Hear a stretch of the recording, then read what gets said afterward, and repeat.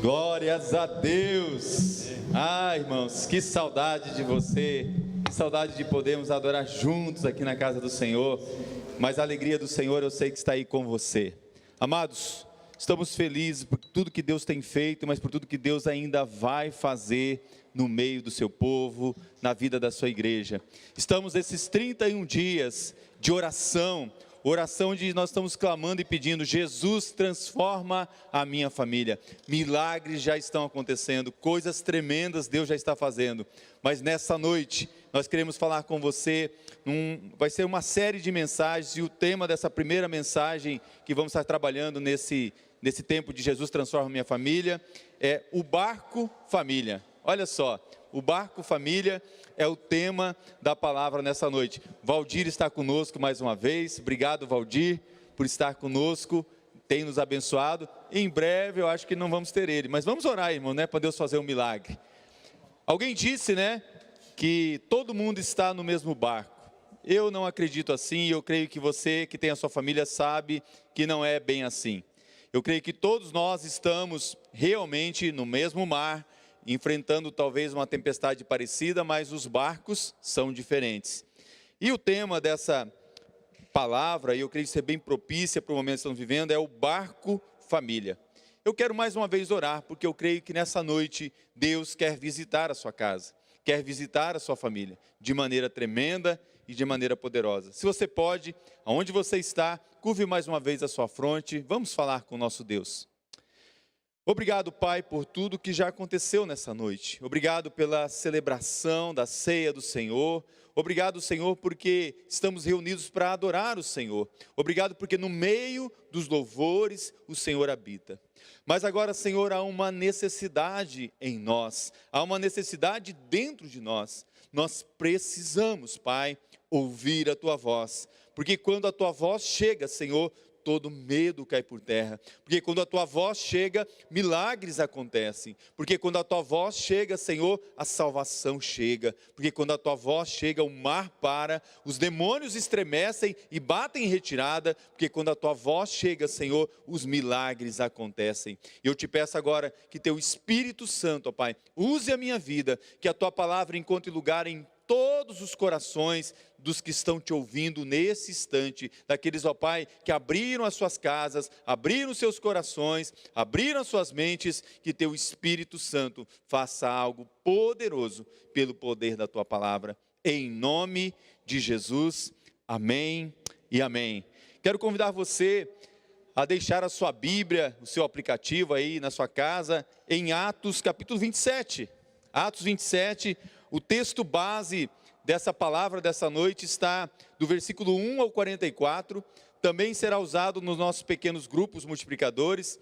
É uma palavra, irmãos, que eu creio que pode trazer um norte, uma direção, mas eu creio que Deus pode fazer algo poderoso nesta noite na sua vida. Se você olhar para Atos capítulo 27, na verdade, os dois últimos capítulos de Atos 27, eles falam da viagem de Paulo para a Itália, mas especificamente quando ele está sendo levado prisioneiro para chegar à cidade de Roma como prisioneiro. Paulo já está há um bom tempo preso, e então ele está vivendo esse momento na vida dele. E olha que Paulo é especialista, né, em viajar de barco, ter naufrágios, ter situações difíceis.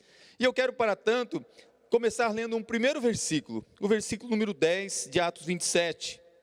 E diz assim esse versículo: Senhores, aqui Paulo falando, Senhores, vejo que a viagem vai ser trabalhosa, com dano e muito prejuízo, não só da carga e do navio, mas também da nossa vida. Você gostaria de embarcar nessa viagem? Olha só, já há um alerta ali dizendo, isso me faz lembrar do que Jesus Cristo disse em João 16:33, quando ele disse, olha, eu vou dizer umas coisas para vocês, mas é para vocês terem paz. O que eu vou dizer para vocês é para vocês terem paz.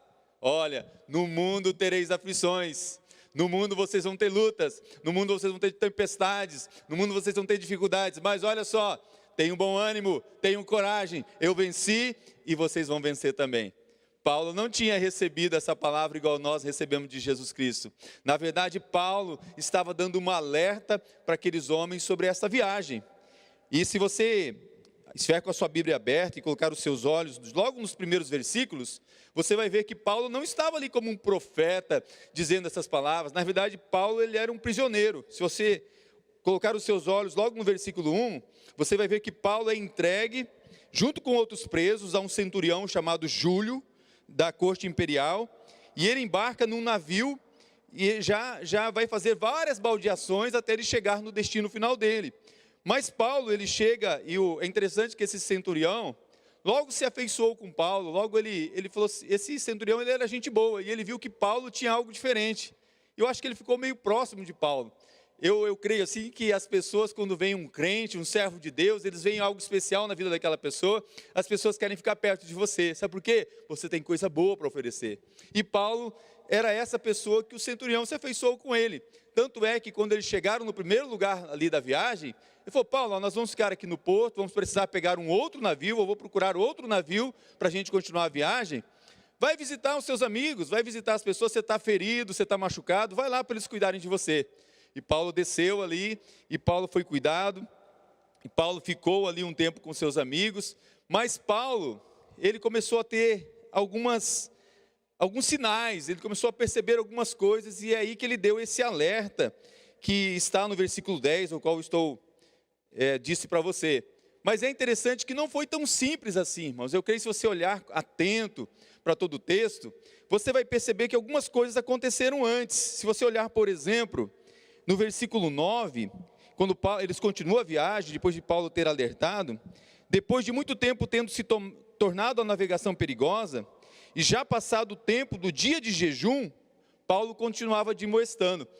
O judeu, ele tem por característica o jejum, e há um dia específico de jejum para o judeu, é aquele dia marcado como um dia do perdão, o dia em que se jejua o dia inteiro para liberar perdão. Então os judeus tinham isso.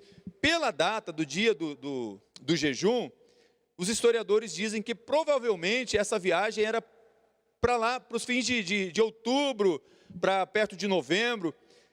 E uma das coisas que todas as pessoas que iam navegar nessa época sabiam, é que nesse período os ventos fortes vinham, as tempestades vinham naquela região.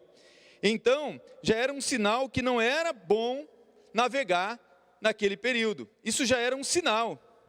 Ou seja, os sinais estavam claros, e quem navegava nessa época estava com risco de naufragar.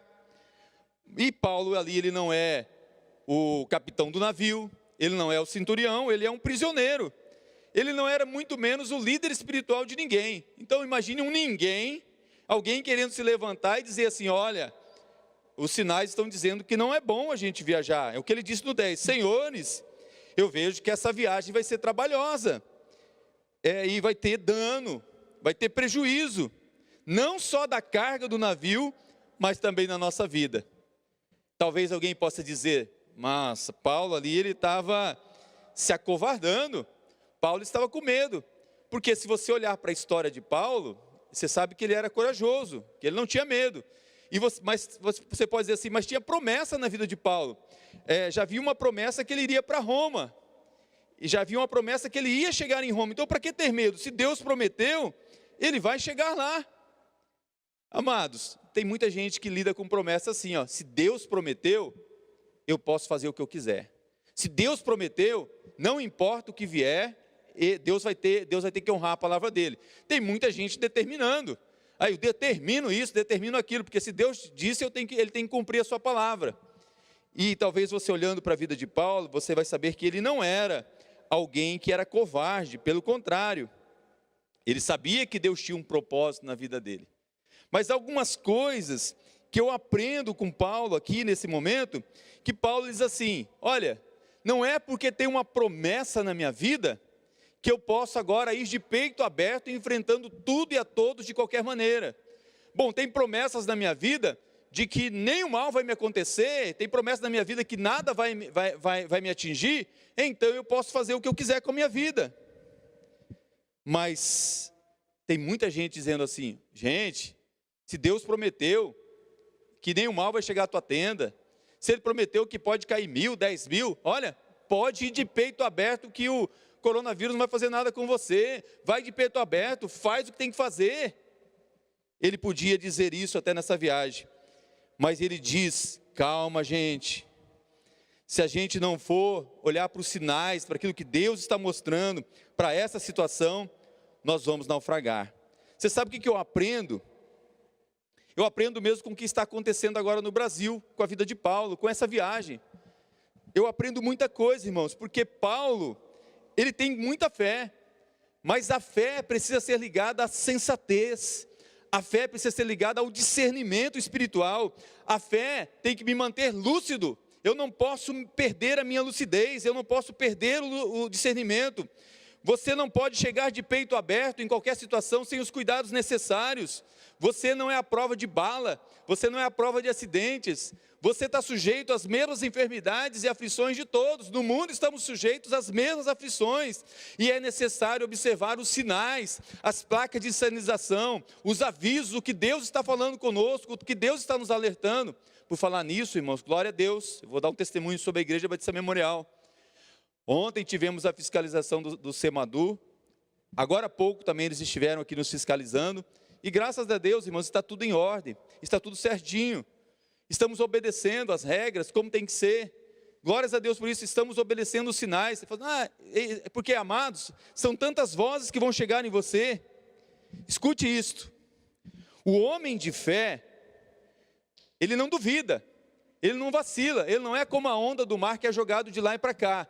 Mas o homem de fé, que tem sensatez, que tem discernimento espiritual, que está equilibrado, está lúcido, ele vai dizer assim: olha, talvez não seja a hora de fazer isso, talvez não seja a hora de tomar essa decisão, talvez não seja a hora de fazer essa viagem, talvez não seja a hora de fazer essa conta, talvez não seja a hora de começar esse empreendimento, talvez não seja a hora disso, talvez não seja a hora daquilo, talvez não seja a hora ainda de voltar com os cultos presenciais, talvez não seja a hora. Olhando para a situação do Brasil e do mundo todo, e olhando para o rebanho nosso, olhando para a nossa Igreja Batista Memorial, amados, temos que tomar decisões, e você não imagina as vozes que chegam nos ouvidos do pastor, do líder, as vozes que chegam, que as opiniões são as mais diversas e diferentes de cada membro, de cada irmão, de cada pessoa. Então, eu não posso ir de peito aberto a qualquer hora, fazendo tudo o que eu quero, tudo que os outros estão fazendo, ou tudo que estão dizendo para eu fazer. Eu preciso estar atento aos sinais, aquilo que Deus está dizendo, porque Deus, Ele sempre quer nos abençoar, mas sempre Ele quer que eu tenha domínio próprio, que eu tenha sensatez, que eu tenha equilíbrio, discernimento junto com a minha fé. Eu penso, eu observo os sinais, eu ouço a voz e a palavra de Deus. Jesus Cristo, uma época, falou assim: gente, eu não vou fazer mais nenhum milagre. Sabe por quê? Vocês dizem que conhecem até os sinais, vocês sabem quando vai chover, quando vai esfriar, quando o sol está vermelho, quando o sol está claro, vocês sabem de tudo isso, mas não conseguem entender os sinais da vinda do Filho do Homem, não conseguem saber quem é o Filho do Homem. Olhamos para tantos sinais, sabemos de tantas coisas, mas não temos percepção, discernimento para as coisas que Deus está falando, Só para você entender o que eu estou falando, o que eu quero dizer para você, baseado em Paulo, lembra de Jesus no deserto? Lembra lá abre sua Bíblia lá em Lucas 4, põe os seus olhos lá. Lembra quando Jesus ele foi para o deserto, quando ele foi provado, tentado por Satanás? Mas há um momento, em Lucas 4, versículo 9, que então o diabo leva ele para Jerusalém e coloca Jesus no pináculo do templo e disse: olha, se tu és o Filho de Deus, atira-te daqui para baixo. Olha o que o diabo disse para Jesus. E aí ele disse assim, porque o diabo conhece a Bíblia, porque está escrito em Lucas 4,10, aos teus anjos ordenará o teu respeito que te guardem, e eles te sustentarão nas tuas mãos, para não tropeçares em alguma pedra. Amados, você sabe o que está acontecendo aqui? O diabo ele estava citando o Salmo 91, ele estava dizendo o Salmo 91 para Jesus: olha, você pode sair, que não vai ter Covid-19 não, você pode sair, que não vai nenhum mal acontecer com você, você pode fazer o que você quiser. Olha, Deus não falou que vai te proteger? Deus não falou que vai te guardar? Que medo é esse? Que frouxidão é essa? Olha o que Jesus responde, irmãos. Dito isso, não tentarás o Senhor teu Deus. Amados, se você voltar na primeira palavra que nós pregamos no nosso período de isolamento agora, a primeira coisa que eu pedi para Deus, eu pedi para a igreja, pedi para a minha vida e pedi para nós é direção. Senhor, nos dê direção, mas não dá qualquer direção não, Senhor, dá direção celestial, dá direção do alto. Olha, irmãos, você pode fazer qualquer coisa, eu posso fazer o que eu quiser, nada vai me impedir, não vai ter governo, não vai ter Covid, não vai ter economia, não vai ter político, não vai ter Supremo Tribunal, não vai ter Ministério Público, não vai ter OMS, não vai ter Satanás que vai me impedir, nada vai me impedir, porque o Senhor tem um propósito, se Ele mandou eu vou fazer.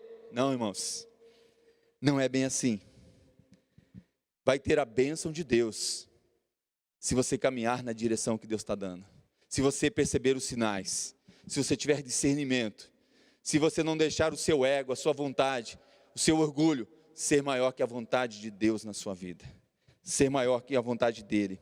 Então o meu conselho é que você possa responder como Jesus: não tentarei o Senhor meu Deus, não tente ao Senhor seu Deus. Amados, quando os sinais estão claros, se as coisas não devem ser feitas, não faça. Você não vai de peito aberto só para provar que você tem fé grande. Não tente a Deus. Olha o texto no versículo 11 de Atos 27, olha o que diz: mas o centurião dava mais crédito ao piloto, ao mestre do navio, do que Paulo dizia. Amados, se eu deixasse, se eu como pastor falasse assim, eu vou deixar a decisão ficar para os membros da igreja. Desculpa, irmãos, cada um de nós teríamos um ponto de vista, cada um teríamos uma opinião, porque, irmãos, há uma concordância entre nós, que há agora, tem uma questão de saúde, tem uma questão de economia e tem uma questão política.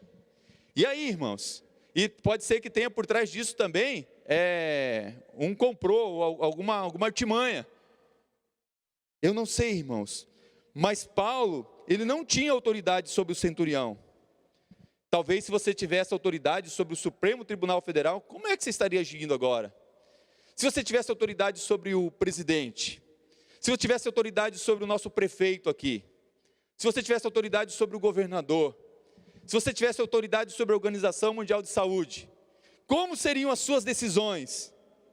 Paulo, ele não tinha esse poder de decisão, como eu e você não temos poder de decisão em muitas coisas que estão acontecendo, mas a gente discute, a gente fala, a gente dá a nossa opinião, é importante. Mas olha o versículo 12, diz: não sendo porto próprio para invernar, a maioria deles era de opinião que partissem dali, para ver se podiam chegar a Fenícia, e aí passar o inverno, visto ser o porto de Creta, o qual olhava para o nordeste e para o sudeste.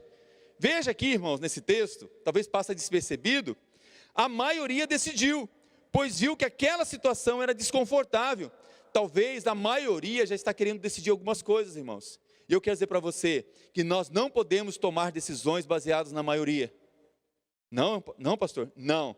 Nós precisamos tomar decisão pautados nos sinais e naquilo que Deus está dando direção para a gente. Eu prefiro ficar com a direção do Senhor.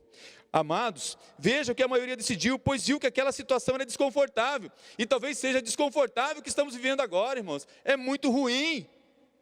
Essa situação era ruim, aquele porto era ruim. Mas aqui há algo interessante. Muitas vezes, como agora estamos vivendo, nós não temos o poder de decidir. Nós não temos o poder de decidir, não temos o poder de decisão. Você tem que olhar e falar assim, olha, agora pode 30%, agora pode 60%, talvez depois vai poder 100%, mas algumas pessoas não vão poder. Nós não estamos decidindo, nós não podemos decidir. Às vezes você sabe o que é certo, ou melhor, eu acho que na maioria das vezes você sabe o que é certo. E há muitas vezes você também sabe o que não é certo. E eu tenho dito que nós precisamos da direção certa, da direção que Deus tem para nós. Porque, amados, o que está acontecendo, eu tenho certeza que não é sua culpa. Você vai dizer, eu não causei isso, pastor. Eu não sou culpado. Eu não sou culpado de ter agora que fechar o meu comércio. Eu não sou culpado agora, eu vou ter que mandar funcionários embora. Eu não sou culpado pelo que está acontecendo na economia. Eu não sou culpado pelo que está acontecendo na saúde. Eu não sou culpado. Apesar de que muitas vezes a gente é culpado. Nesse caso aqui, especificamente que estamos vivendo, eu tenho certeza que você não é culpado. Mas lembra de Jonas?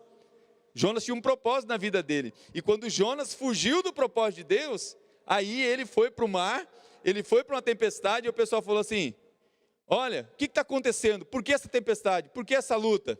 É bom quando descobre o culpado, né, irmãos? Aí descobriram: ó, o culpado é Jonas. Ele brigou com seu Deus, ele brigou com Deus. Joga ele no mar e tudo vai estar resolvido. Então, aí na sua casa, joga o seu Jonas no mar. Não, não faça isso, mano. Vai ter gente querendo jogar o marido, querendo jogar a esposa, querendo jogar... Não, não é isso. Mas eu estou querendo dizer para você que a gente tem situações que você pode dizer, como Jonas depois, ele entende que Deus tinha um plano na vida dele. Você pode dizer: eu falhei, eu errei, eu sou culpado. Mas aqui, amados, Paulo não. Paulo, ele estava no propósito de Deus. Paulo estava agradando a Deus em tudo. Paulo estava com Deus. Paulo, ele foi empurrado no meio daquela tempestade pela decisão da maioria. E talvez é isso que você esteja pensando, o que está acontecendo com a sua família, acontecendo com o nosso país, acontecendo com o mundo. Olha, nos empurraram para essa situação, nos empurraram para o meio disso. Às vezes você foi empurrado para uma situação de crise no Brasil, que era de saúde, e agora é econômica, e agora é política também. Você foi empurrado para uma situação e não foi você que decidiu. Se fosse você, meu irmão, se fosse você, meu amigo, eu sei que você faria diferente. Mas quero dizer uma coisa para você: você não tem autoridade para decidir agora. Tem? Eu não tenho. Alguns dias atrás, ou meses, você foi empurrado para uma situação de crise no trabalho. Talvez você tinha esperança até de ser promovido no seu emprego. Você tinha esperança de ter um aumento no seu emprego, porque você é um bom funcionário. Você sempre sonhou para a empresa, sempre sonhou o melhor para o seu patrão. E agora, de repente, injustamente, e não é por culpa do seu patrão, ele diz assim: olha, infelizmente eu vou ter que demitir você. Você fala: mas como isso? Talvez você já perdeu o seu emprego. Talvez você fale assim: mas isso não é justo. Talvez você, dono de uma empresa, teve que demitir vários funcionários. Talvez você está falando assim: pastor, eu já estou pensando em fechar a minha empresa. Talvez outros já dizem: eu já fechei a minha empresa. Eu não sei por quanto tempo eu vou manter. Você não decidiu fazer isso. Te empurraram para essa tempestade. Muitas vezes, você, como Paulo, é uma voz no meio da multidão. Talvez você se sinta até como ele, preso. E eu quero tirar algumas lições com você nessa noite, algumas lições preciosas, porque essa situação que Paulo enfrentou tem muitas verdades para nos ensinar. Eu quero até levar você a pensar com um olhar para a sua família. Imagine agora o tema, né? Barco, família. Imagine agora que a sua casa, a sua vida é esse barco, e você está no meio dessa tempestade, singrando os mares que antes eram calmos, que antes eram tranquilos, mas agora é um mar encapelado, é um mar de tempestade. Mas eu quero dizer para você, no meio de tudo isso, eu quero desafiar você a observar os sinais que o próprio mar, o clima, estão mostrando para a viagem. Nem sempre o que parece bom tempo é de fato o momento de levantar âncora, de prosseguir. Eu quero mostrar para você os resultados alcançados pela vaidade e pela escolha errada, mas quero também dizer das intervenções de Deus. Nessa história aqui de Paulo, cinco resultados de escolhas erradas que você pode tomar, 5 escolhas erradas que eles tomaram naquela viagem e afetou tremendamente aquela viagem. 5 resultados de uma escolha errada. Primeiro lugar, a escolha errada trouxe uma aparente segurança. Uma aparente segurança. Eles pensaram que haviam obtido o que desejavam. Olha só, nós passamos por um porto, agora chegamos em um outro momento de calmaria. Eu acho que as coisas vão ficar tranquilas. Eles pensaram que haviam obtido o que desejavam. Olha o que diz Atos 27:13. Soprando brandamente o vento sul, e pensando eles ter alcançado o que desejavam, levantaram âncora e foram costeando mais de perto a ilha de Creta. Amados, assim agem muitos pais na sua casa, sem notar o que já está em sua volta, sem notar os sinais dos seus filhos, sem notar os sinais na sua família, sem notar que a viagem pode começar a ter problemas. pensando que está tudo certo, nem percebe o perigo à sua frente. O erro de muitos pais é não crerem que o temporal pode alcançar a sua casa, alcançar a sua família. Olha, o temporal vai alcançar todo mundo, mas aqui em casa não. Sem depender de Deus, seguem vaidosos, sem oração, sem prática do culto doméstico, sem buscar a direção de Deus para as famílias, pensam que tudo está bem. Para muitos pais, o resumo do sucesso é apenas a aprovação na faculdade ou uma vida financeira abastada. Deus sempre avisa antes. Talvez Deus esteja dando sinais para a sua família. Observe agora, porque Deus tem falado muito nesse período. Deus tem falado tremendamente. Ele sempre envia placas de advertência. Olha um terceiro resultado ruim: a impotência diante da tempestade. Pouco depois desencadeou-se um vento muito forte. Sabe, talvez algumas famílias já estejam vivendo, falam assim: pastor, eu estou vivendo isso, eu estou impotente diante desse problema, eu estou impotente diante dessa enfermidade, eu estou impotente desse problema com meu filho, eu estou impotente diante desse problema com a minha filha. Porque olha só o que é impotência, irmãos. O Atos 27, versículo 15, vai dizer que eles cessaram as manobras e ficaram à deriva. Tem um momento que parece que você: eu não sei mais o que fazer. Eu acho que eu já fiz tudo pelo meu filho, eu já fiz tudo pela minha filha, eu já fiz tudo pela minha casa. E aí o seu barco está à deriva. O versículo 15 diz assim: e sendo o navio arrastado com violência. Talvez a sua família tenha sido arrastada com violência, sem poder resistir ao vento, cessamos a manobra e nos fomos deixando levar. Talvez você já tentou tantas manobras. Olha, eu já fui em tantos lugares, eu já fiz tantas coisas, porém eu não tenho tido êxito na minha casa, eu não tenho tido êxito na minha família.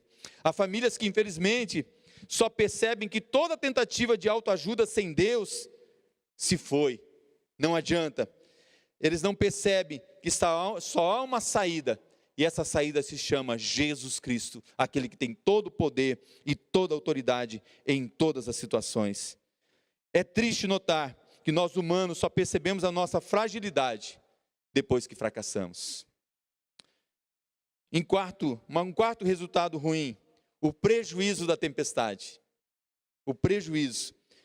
No dia seguinte, sendo violentamente castigados pela tempestade, começaram a lançar fora a carga. No terceiro dia, lançaram fora com as próprias mãos as armações do navio.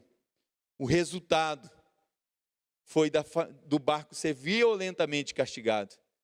Talvez o seu barco chamado família tenha sido violentamente castigado. Violentamente castigado. Depois de violentamente castigados, os marujos entenderam que era necessário lançar fora o peso. O momento mais difícil nessa viagem é ter que lançar fora bens, e ainda com as próprias mãos. Como família, às vezes é preciso avaliar, é o peso que está impedindo de vencer o vendaval. Sabe o discernimento que Deus me deu, irmãos? Talvez você fale assim: não é possível que Deus permitiu isso. Às vezes Deus está permitindo o barco perder algumas coisas para salvar pessoas. Talvez Deus está mexendo no seu barco, na estrutura dele, no que tem dentro do barco, nas coisas que você dava valor monetário, para dizer para você que tem um filho que é mais precioso, que tem uma filha que é mais preciosa, que tem parentes que são mais preciosos, que tem amigos que são mais preciosos. Pode ser o orgulho, a ambição, a arrogância, o egoísmo e talvez a necessidade de se humilhar e crescer, que precisa ser jogado no mar. Deus está mexendo com as famílias, Deus está mexendo com o barco, mas o fato é que quando a família não atenta para as placas de advertência, vai sofrer. Ela pode enfrentar o prejuízo em muitos casos, e às vezes é necessário para ela perceber que nós temos coisas de maior valor, que se chamam pessoas, que se chamam família, filhos, marido, esposa, familiares. E aí, amados, vai para o último estágio, por escolhas ruins: a desesperança. Finalmente, perdemos toda a esperança. Será que eu estou falando com alguém que está assim? Será que você está na sua casa dessa maneira? Finalmente você perdeu toda a esperança? Atos 27, 20 diz assim: e não aparecendo, havia já alguns dias, nem sol, nem estrelas, caindo sobre nós tempestade, dissipou-se afinal toda a esperança do salvamento. Amados, não tinha uma estrela, não tinha lua, não tinha o sol, só havia trevas, só havia escuridão e tempestade. Que tristeza, que desalento.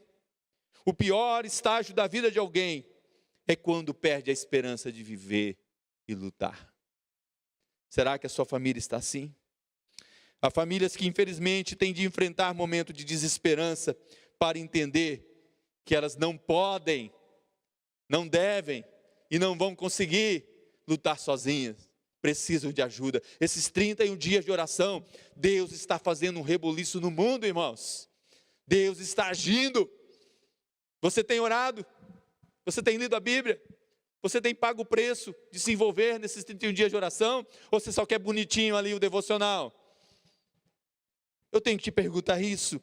Muitas vezes o Senhor só entra na história quando as nossas esperanças humanas se vão. No Dia das Mães, que é hoje, um dos versículos mais lindos da Bíblia, fala assim: se por um breve momento eu te deixei. Há momentos, irmãos, que Deus fala assim: eu vou deixar até ver onde você vai com o barco. Você quer ficar na deriva? Você não quer colocar eu para controlar o timão? Você não quer colocar eu para controlar o barco da sua vida? Você vai ficar aí perdido.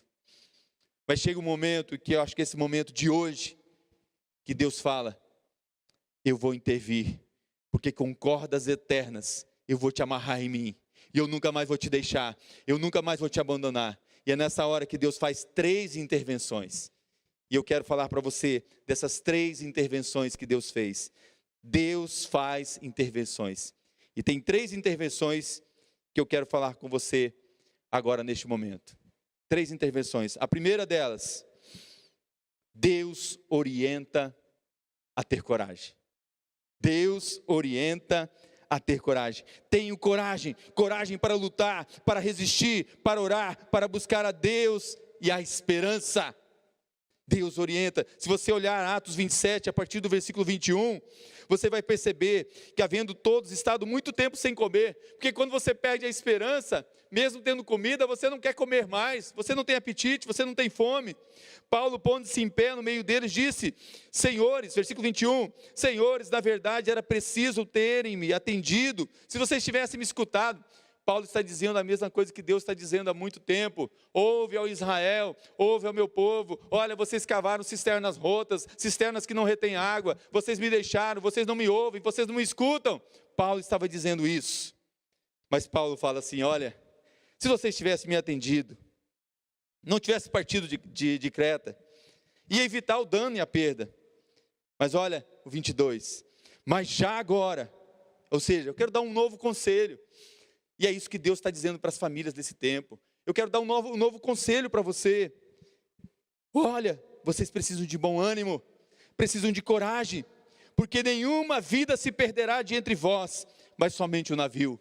Em nome de Jesus eu profetizo que ninguém da sua família vai se perder nesse tempo de pandemia. Pode perder até bens, mas não vai perder a vida, não vai perder pessoas.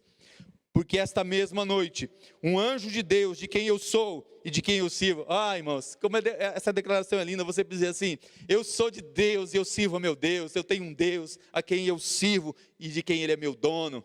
Paulo disse: porque nessa mesma noite, um anjo de Deus, de quem eu sou e a quem sirvo, esteve comigo. Ah, irmãos, coisa linda.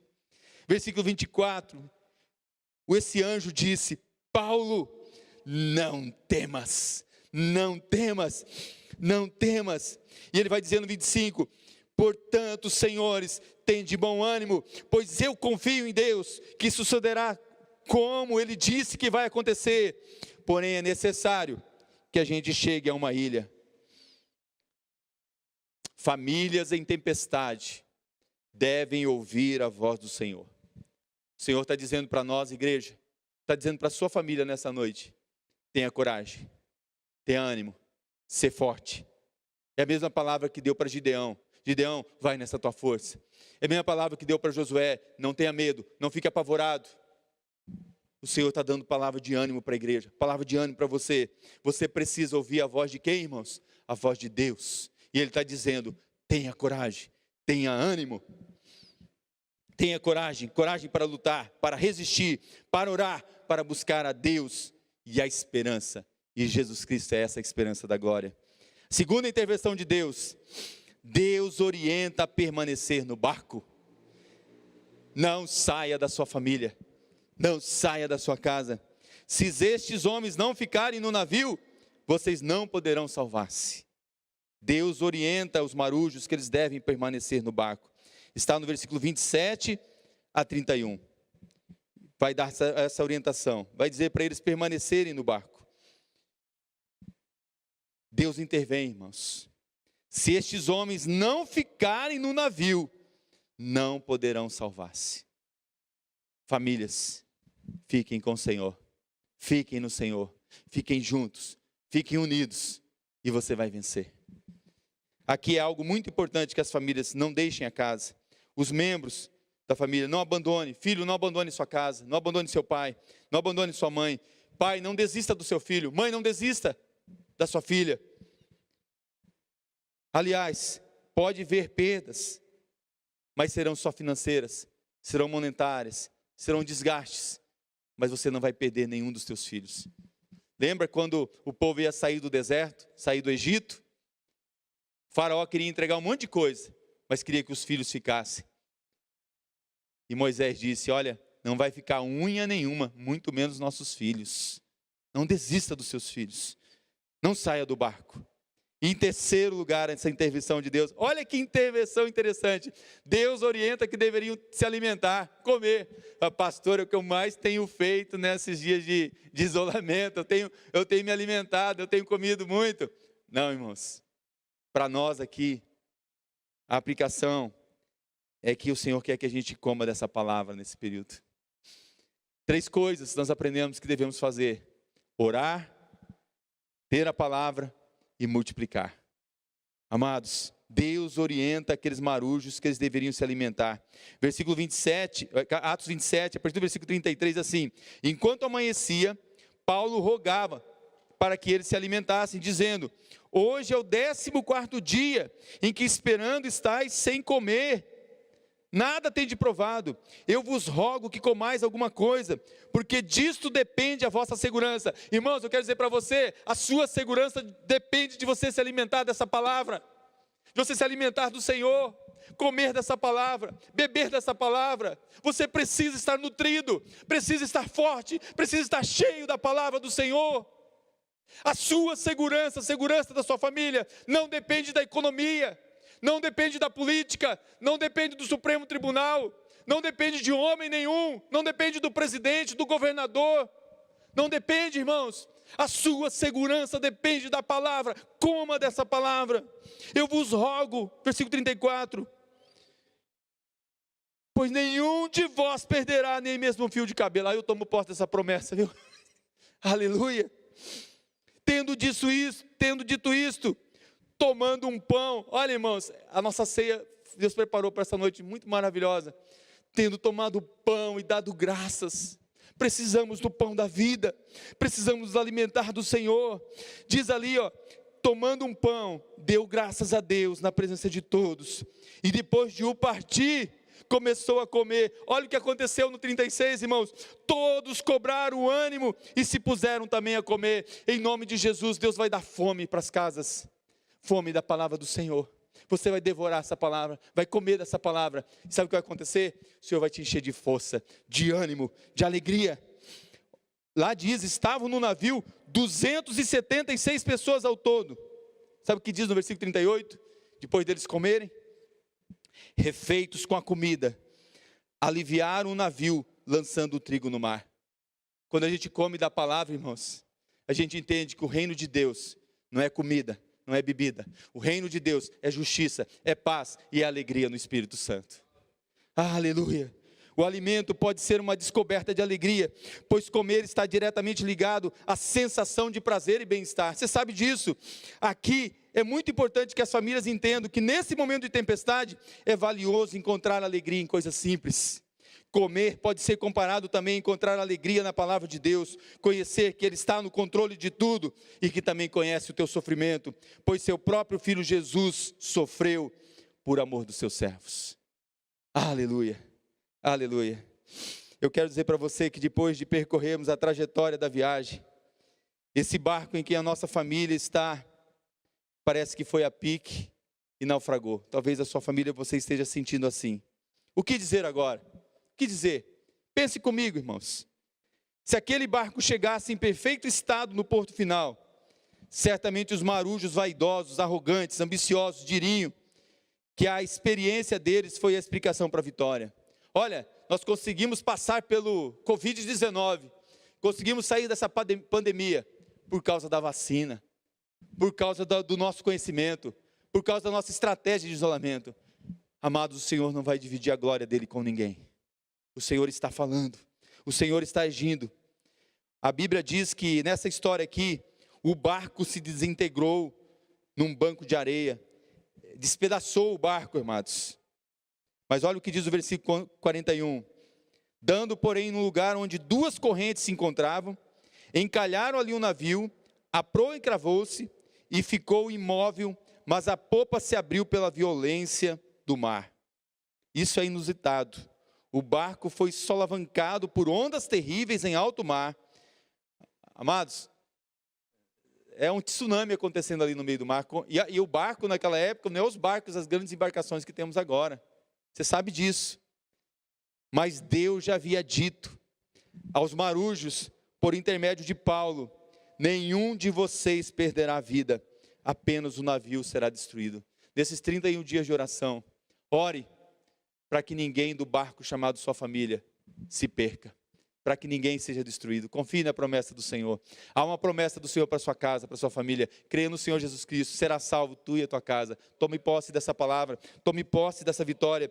Deus estava cuidando de cada vida a bordo, e Deus está cuidando de cada vida a bordo do barco chamado família. Deus está no controle. Não significa que as tempestades não virão, não significa que as tempestades não vão tentar nos destruir, mas que certamente perderemos algumas coisas, mas não perderemos a vida e nem as pessoas que amamos.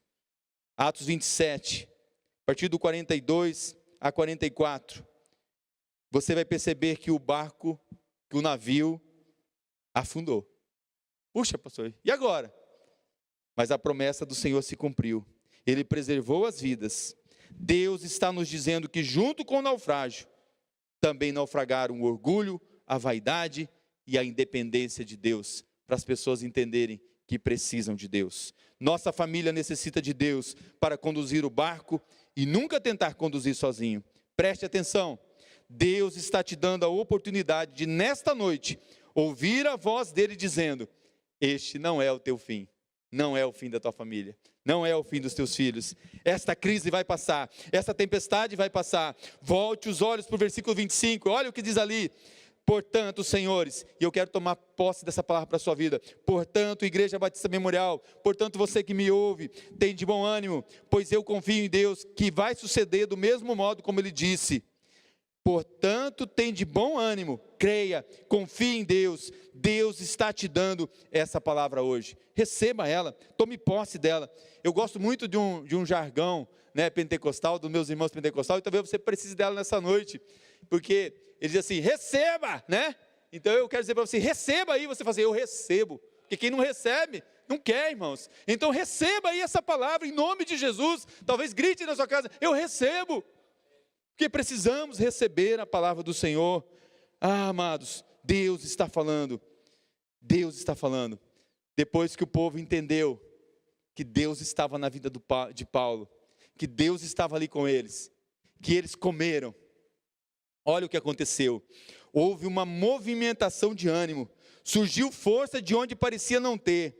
A fé, aliada à sensatez e ao discernimento, se tornou um multiplicador de forças. Eu quero dizer para você: a fé precisa estar aliada a discernimento, precisa estar aliada à sensatez, a equilíbrio. Sabe o que vai acontecer? A fé vai se multiplicar em bênçãos na sua vida, nas nossas vidas. Todo mundo vai chegar a salvo.